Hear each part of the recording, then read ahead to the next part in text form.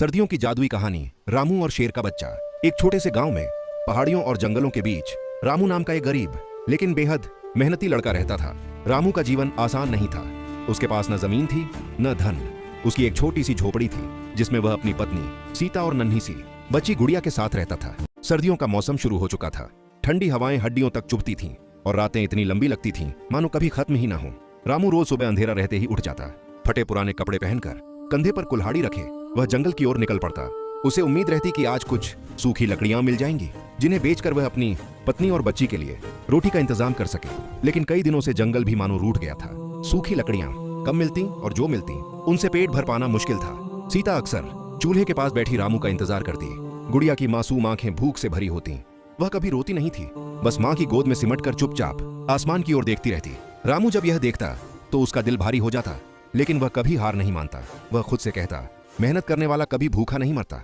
एक दिन की बात है, कड़ाके की ठंड थी। जंगल में धुंध छाई हुई थी और पेड़ों पर ओस की बूंदें चमक रही थीं। रामू लकड़ियां ढूंढते ढूंढते जंगल के भीतर काफी दूर निकल आया। अचानक उसे एक अजीब सी आवाज सुनाई दी, किसी बच्चे के रोने जैसी। पहले तो वह डर गया। जंगल में ऐसी आवाजें अक्सर खतरनाक होती हैं, लेकिन आवाज में दर्द और मासूमियत थी। हिम्मत करके रामू आवाज की दिशा में बढ़ा। थोड़ी दूर जाकर उसने जो देखा उससे उसकी आंखें फैल गईं। एक छोटे से गड्ढे के पास कांपता हुआ एक शेर का नन्हा बच्चा बैठा था।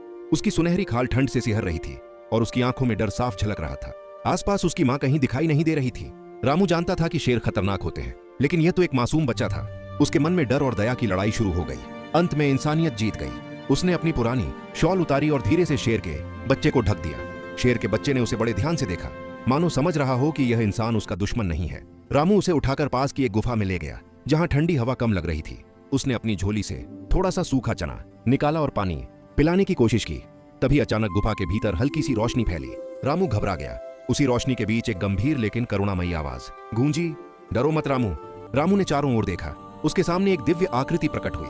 वह जंगल का रक्षक था, एक जादुई शक्ति। उसने कहा, यह साधारण शेर का बच्चा नहीं है, यह जंगल का रक्षक बनने वाला है। आज इसकी मां शिकार की तलाश में दूर गई है।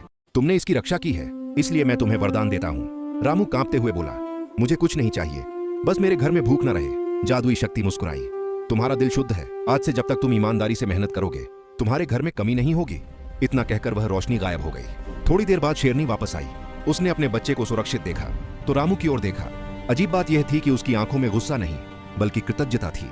वह धीरे से गुर्राई और बच्चे को लेकर जंगल में चली गई। रामू घर लौटा तो उसकी झोपड़ी के बाहर एक आश्चर्य उसका इंतजार कर रहा था।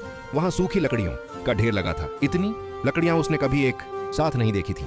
सीता की आंखों में खुशी के आंसू थे। उस रात पहली बार गुड़िया ने भरपेट खाना खाया और मुस्कुराते हुए सो गई। इसके बाद रामू का जीवन धीरे धीरे बदलने लगा। उसे जंगल से हमेशा जरूरत भर लकड़ियां मिल जाती।